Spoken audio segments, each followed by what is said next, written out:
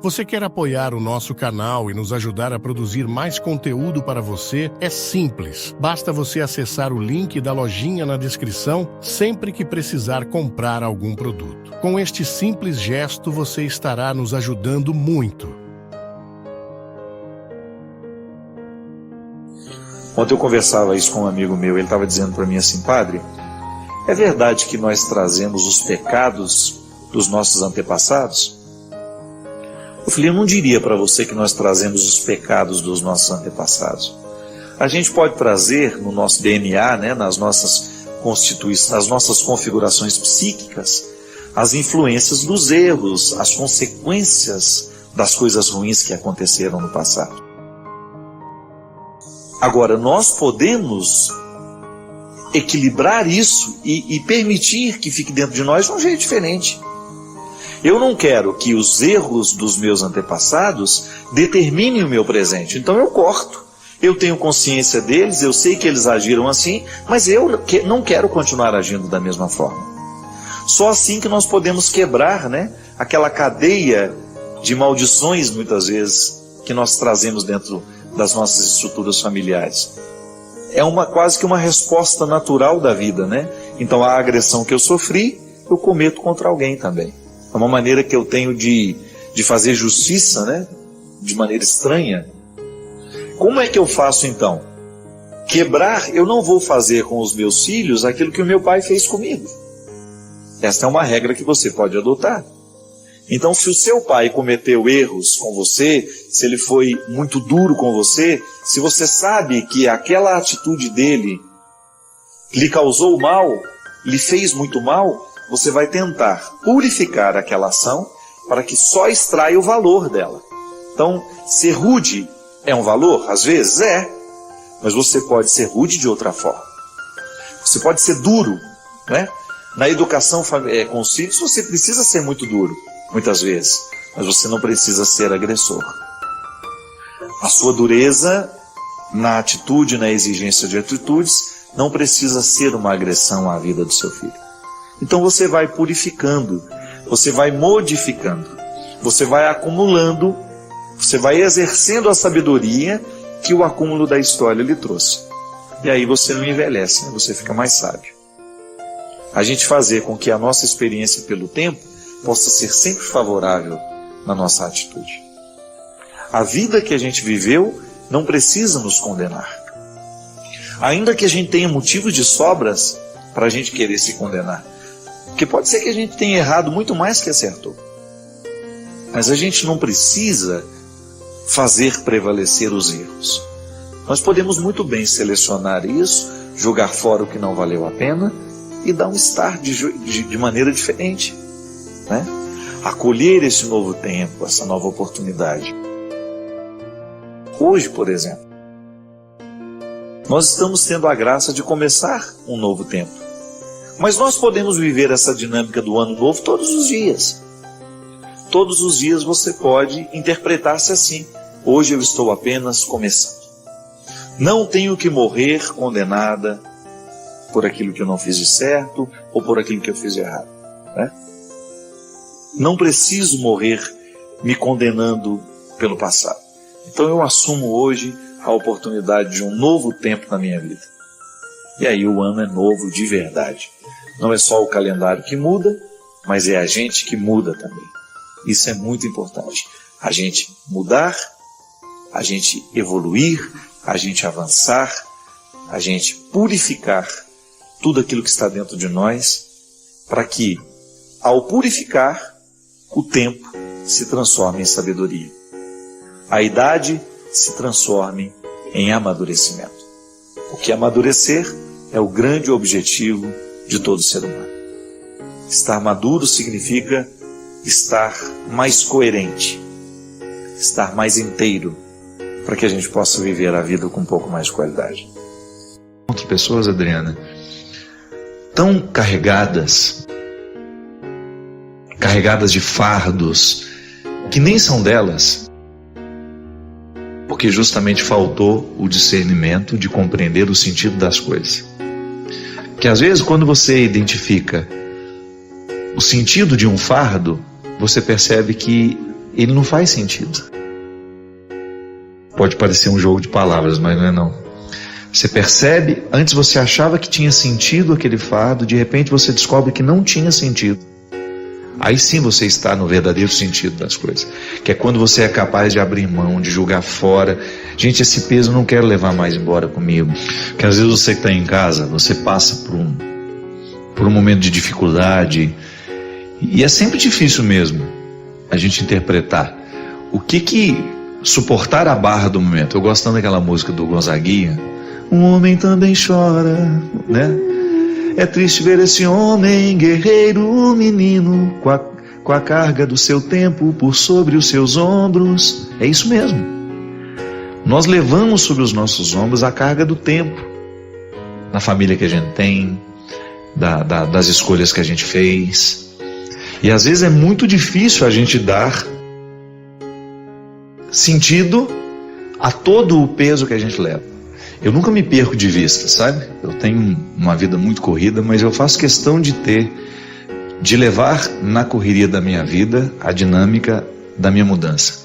Eu estou em constante processo de mudança. Eu acredito muito nessa ação de Deus em mim. Eu tenho muitos defeitos, tenho consciência deles, mas você sabe, eu não desisto dessa possibilidade de ser um homem melhor. Isso para mim é uma meta.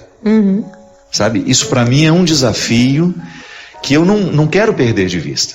E eu me lembro que você passou acompanhando o seu processo até o Davi chegar. Foi uma longa luta, né? Muito. Você passou por um sofrimento terrível. E eu fico pensando o tanto que foi importante, agora depois de olhar para trás, aquele sofrimento todo preparando o seu coração para você amar o Davi ainda com mais intensidade. Eu não sei se é possível, né? Medir a intensidade do amor, mas talvez com mais maturidade, você não acha? Mais maturidade, sem dúvida, sem dúvida. Tudo que eu vivi... Adriana, você você perdeu, né, uma criança. Quantos meses, Adriana? 3 meses. Estava com 3 meses já, com toda uma expectativa. E né? a minha gravidez com o Davi também foi uma gravidez que ainda era de risco. Não, nós ficamos todo mundo apertando a barriga, né, com medo do Davi sair antes da hora. Eu fiquei os primeiros 3 meses assim, sofrido. Eu não curtia os primeiros 3 meses de gravidez. De ansiedade.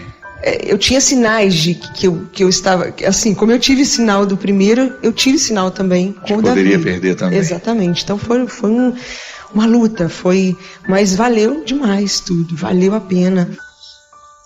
Na nossa vida é assim, minha gente.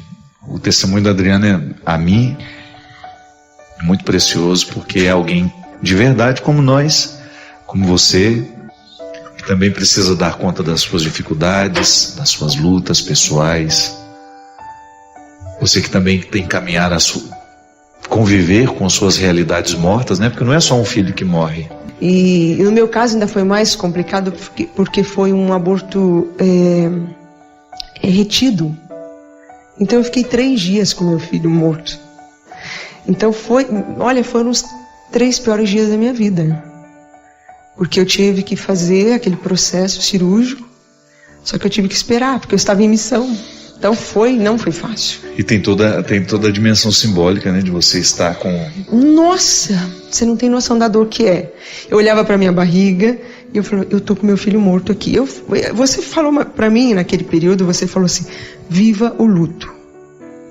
Eu passei 3 dias, e eu me lembro e me emocionei, eu passei 3 dias chorando, porque estava ali, estava morto, né? Era desejado, muito desejado. Não foi fácil. Mas aquilo que você falou, Deus, ele caminha conosco, ele não abandona. Não. Você precisou ser o túmulo do filho. Exatamente. E você conviveu durante 3 dias com essa consciência, eu sou o túmulo do meu filho. Mas às vezes também, Adriana, nós convivemos com os sonhos mortos dentro de nós, as esperanças mortas, as pessoas vivas por fora, mortas por dentro. Então são muitas as angústias nos dias de hoje, muitas as situações que nos oprimem, que nos machucam, porque a gente não chega nem mesmo a tocar nesse luto. Como é benéfico na vida de uma pessoa, né? Ela, por exemplo, ela ter coragem de de dizer: esse sonho é meu e ele está morrendo e eu não quero que ele morra. Nós somos humanos, nós estamos no mesmo processo, né? A gente está tentando acertar ainda, né? E eu vivo isso, é o que eu vivo na minha história, vivendo os desafios novos, né? Que aparecem, que a gente enfrenta, enfim. Mas é uma estrada linda, apesar das vezes a gente passar por esses desertos, viver alguns calvários. É uma história linda porque é uma estrada linda porque a gente sabe aonde a gente pode olhar. A gente tem o norte. A gente sabe aonde a gente pode recorrer, para quem a gente pode pedir socorro. Assim como a mãe, né? Assim como foi a sua mãe com você, a minha comigo, a sua mãe, você que está assistindo, foi com você. Hoje eu estou sendo com o Davi. É assim que Deus age conosco. E é lindo ver que nós temos um Deus que não se distancia nunca. Nunca. E vai olhando e vai cuidando de nós. E vai também permitindo que nós passemos pelos nossos desertos. Às vezes, Adriana, eu encontro muito isso em mulheres que precisam engravidar. Mulheres que não conseguem engravidar e fazem isso ser um fardo, como se o filho fosse uma obrigação dela. Você viveu um pouco isso também? Vivi. Depois que eu perdi o primeiro, eu não consegui engravidar. A gente estava tentando há muito tempo. E justamente aquilo que você falou, eu me senti um pouco na obrigação. Porque quando a gente perde, a gente se sente um pouco incapaz. Entendeu? Uma situação de fracasso. Exatamente. Né? Não consegui ser mãe. Exatamente. Então, é uma cobrança interior grande, até mesmo da gente, né? Então, eu me sentia um pouco nessa obrigação e não conseguia. E quando o meu médico justamente disse para mim assim: você precisa desfocar. Ele dizia isso: você precisa tirar essa obrigação. E aí foi quando eu consegui. E, claro, né, tem esse cuidado de Deus que a gente sempre fala, mas também tem a minha parte que eu precisava fazer, que era deixar Deus agir, né? Outras pessoas, Adriana, tão carregadas de fardos que nem são delas, porque justamente faltou o discernimento de compreender o sentido das coisas. Que às vezes, quando você identifica o sentido de um fardo, você percebe que ele não faz sentido. Pode parecer um jogo de palavras, mas não é não.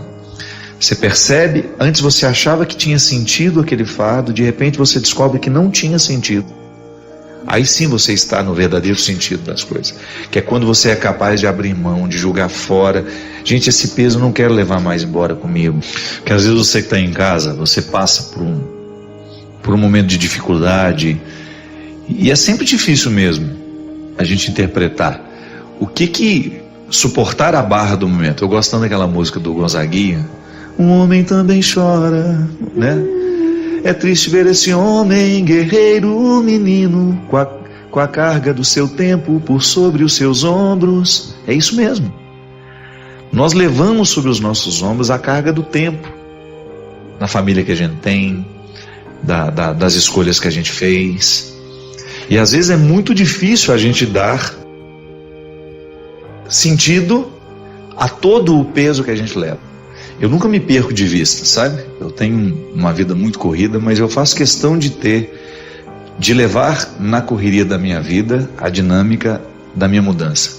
Eu estou em constante processo de mudança. Eu acredito muito nessa ação de Deus em mim.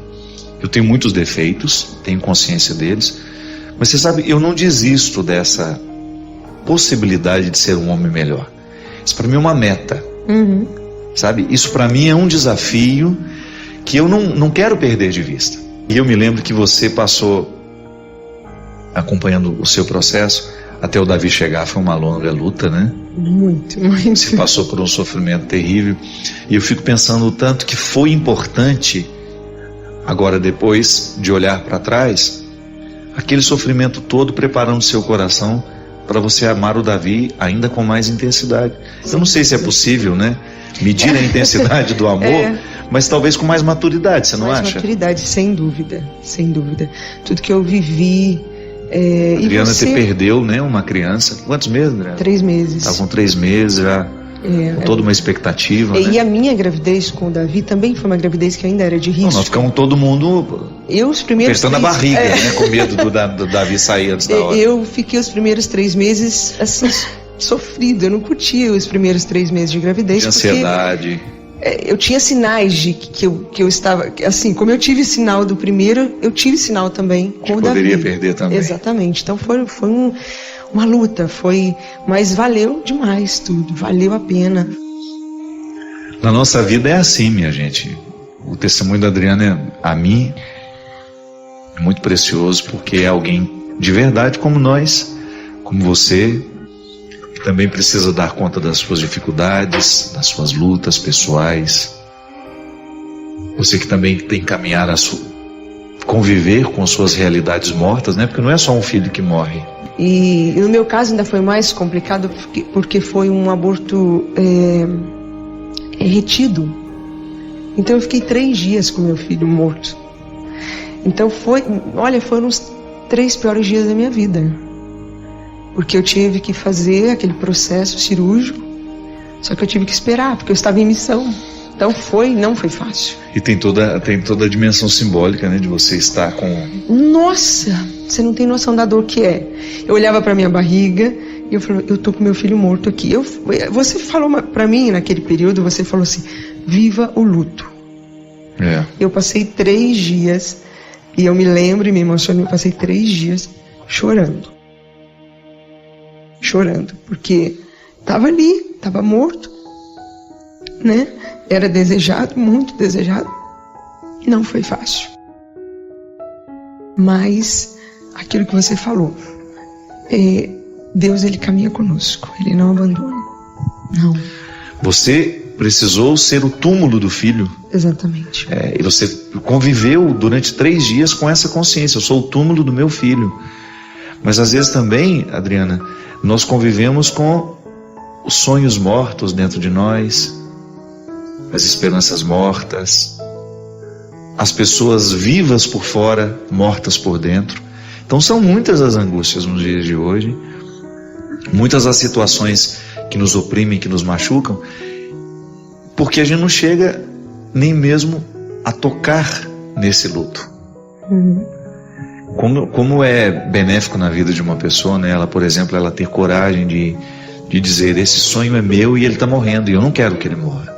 Nós somos humanos, nós estamos no mesmo processo, né? A gente está tentando acertar ainda, né? E eu vivo isso, é o que eu vivo na minha história, vivendo os desafios novos, né? Que aparecem, que a gente enfrenta, enfim. Mas é uma estrada linda, apesar das vezes a gente passar por esses desertos, viver alguns calvários. É uma história linda porque é uma estrada linda porque a gente sabe aonde a gente pode olhar. A gente tem o norte. A gente sabe aonde a gente pode recorrer, para quem a gente pode pedir socorro. Assim como a mãe, né? Assim como foi a sua mãe com você, a minha comigo, a sua mãe, você que está assistindo, foi com você, hoje eu estou sendo com o Davi. É assim que Deus age conosco. E é lindo ver que nós temos um Deus que não se distancia nunca, nunca. E vai olhando e vai cuidando de nós, e vai também permitindo que nós passemos pelos nossos desertos. Às vezes, Adriana, eu encontro muito isso em mulheres que precisam engravidar. Mulheres que não conseguem engravidar e fazem isso ser um fardo, como se o filho fosse uma obrigação dela. Você viveu um pouco isso também? Vivi. Depois que eu perdi o primeiro, eu não consegui engravidar. A gente estava tentando há muito tempo. E justamente aquilo que você falou, eu me senti um pouco na obrigação. Porque quando a gente perde, a gente se sente um pouco incapaz. Entendeu? Uma situação de fracasso. Exatamente. Né? Não conseguir ser mãe. Exatamente. Então, é uma cobrança interior grande, até mesmo da gente, né? Então, eu me sentia um pouco nessa obrigação e não conseguia. E quando o meu médico justamente disse para mim assim, você precisa desfocar Ele dizia isso, você precisa tirar essa obrigação. E aí foi quando eu consegui. E claro, né, tem esse cuidado de Deus que a gente sempre fala, mas também tem a minha parte que eu precisava fazer, que era deixar Deus agir, né? Padre Fábio, boa noite. O que fazer com tanta falta de humanidade? Por que os corações hoje são tão vazios? Por que estamos tão carentes do amor ao próximo? É tão triste perceber isso. Porque essa semana a gente viu tantas outras notícias também mostrando esse desamor, né? É lamentável, né, que a intolerância esteja tão à flor da pele, né? De repente as pessoas estão na rua e são agredidas covardemente até chegar à morte. Pessoas que às vezes saem para poder se divertir. Não entro nem no mérito da questão, como é que buscam essa diversão, mas ninguém sai de casa para morrer, né? É que as coisas vão acontecendo, às vezes os nossos valores estão tão invertidos, minha gente. É tão difícil hoje a gente ver a juventude não sendo capaz de aprender esse amor. Ainda agora estava vendo também a reportagem lá no Morro do Alemão. O processo de pacificação tem acontecido, graças a Deus. Aos poucos a vida foi voltando ao normal naquele lugar. Agora ontem tiveram umas imagens de um helicóptero que parecia que estava tendo também mais um assalto, uma tentativa de uma pequena confusão, e quando foram se aproximar eram crianças brincando com armamentos de plásticos feitos por eles mesmos, né? Aí fiz essa associação às imagens que estão mostrando lá do Paquistão, Afeganistão, não, Paquistão, né? Onde foi o Bin Laden morto, né? Aí estava mostrando as crianças com as armas. É lamentável, né, que nos dias de hoje, com tanta violência no mundo, a gente veja ainda esses instrumentais bélicos de armas e disso, daquilo, sendo brincadeira entre nós. Eu me lembro, quando eu era criança, a gente ganhava revólver de presente. Imagina isso, minha gente. Que coisa horrorosa, né? Como é que podia isso naquele tempo? Eu não sei, há muito tempo eu não entro numa loja de brinquedos para crianças, né? Mas eu não consigo admitir que nos dias de hoje você vai e você compre uma arma de brinquedo. Eu não sei se existe isso ainda. O que eu sei é que muitas vezes os jogos, os videogames, né? Tudo isso incita muita violência. As brincadeiras, os jogos eletrônicos, a gente já falou muitas vezes sobre isso aqui.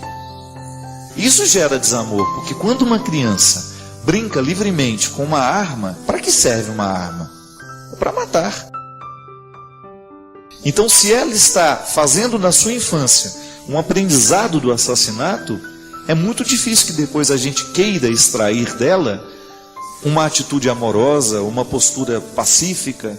Então, se nós queremos neutralizar o crescimento desse desamor, nós precisamos então mudar as nossas condutas.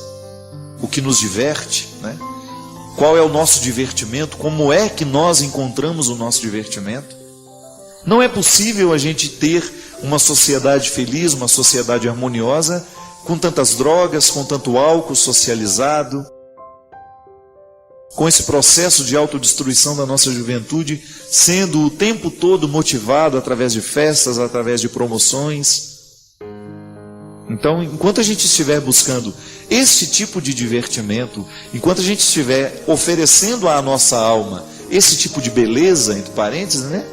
De alegria, então é natural que a gente vá cada vez mais mergulhar nesse contexto de desumanização, porque o álcool desumaniza, a droga desumaniza, a prostituição socializada desumaniza, as brincadeiras que geram essa agressividade, isso desumaniza uma criança. E nós precisamos voltar a ensinar a sensibilidade. Nós só podemos diminuir os malefícios desse desamor nos dias de hoje a partir do momento em que nós criarmos uma cultura de paz. A palavra cultura nos impõe muita responsabilidade, né? O que é cultura? É aquilo que você cultiva. Como é que você vai compreender o processo cultural de um povo? Quando você entra dentro dos costumes daquele povo e você começa a identificar o que aquela sociedade cultivou, promoveu e fez crescer. Isso é cultura. Quando a gente diz, nossa, aquela pessoa é muito culta, ela tem muita cultura. O que é? Ela teve muito cultivo, não é? Ela se cultivou muito, ela leu muito, ela procurou conhecer, ela foi curiosa, ela investigou, ela conseguiu trazer para dentro dela uma boa parte do mundo que estava de fora. Como? Através da leitura, através da informação. Então a cultura de paz é um cultivo de todos os dias. Essa intolerância que nós temos notado nos dias de hoje, que perpassa todas as dimensões da relação humana, se isso não for modificado, o nosso mundo vai ficar cada vez mais insuportável, cada vez mais difícil. Nós falamos aqui em outros dias, né? A intolerância entre as diferenças, meu Deus do céu, como é que nós podemos admitir que nos dias de hoje, com todo esse processo de socialização das informações, nós ainda sejamos capazes de encontrar contextos de intolerância tão difíceis dentro das nossas escolas? O que é o bullying? É o resultado da intolerância. Ah, você é gordo, então nós agora nos sentimos no direito de criticar você, nós nos sentimos no direito de então ridicularizar você. Qual que é a grande questão dos homossexuais hoje? Essa questão que está o tempo todo sendo retomada, a homofobia. O que é a homofobia, minha gente? É quando o outro se sente no direito de agredir o homossexual, de fazer piadas agressivas e até mesmo de atacar fisicamente. Tudo isso por trás de um discurso moralizante, que quer ser bonito, que quer ser isso, ser aquilo, mas absolutamente desumanizador. Você pode muito bem não concordar com o outro, mas você ter com o outro uma postura respeitosa, isso é uma questão de educação que nós precisamos retomar. É cultura. Ainda hoje estava passando, no noticiário da manhã a história das pessoas que ficam desempregadas, não procuram outro emprego porque tem o seguro-desemprego, e ainda quando encontram um novo emprego, não se ficham. Por quê? Porque querem continuar recebendo benefício. Aí o Alexandre Garcia, o comentarista do jornal, estava dizendo assim: é lamentável porque o Brasil ainda funciona assim. É a cultura sempre do proveito. Eu quero aproveitar. Não passa pela minha reflexão de que no momento em que eu assumo uma postura dessa, eu estou desrespeitando os contribuintes que estão dando duro no trabalho e que estão cumprindo com a sua obrigação para que aqueles que estão ali usufruindo desse benefício, usufruam sem a necessidade dele. É a cultura, é o jeitinho brasileiro, né? Essa falcatrua toda que nós estamos vendo o tempo todo. Essa semana é lamentável a notícia que nós vimos sobre a merenda escolar no país. O que é aquilo? É o jeitinho brasileiro. A gente superfatura aqui e a gente pega o dinheiro por baixo dos panos. Aí o dinheiro que era para beneficiar as nossas crianças dentro das nossas escolas vai ser desviado para a canalice de muitos políticos. Por quê? Porque existe uma cultura, ou até mesmo uma falta de boa cultura e de bons valores norteando a nossa ação. Porque eu tenho que ser assim.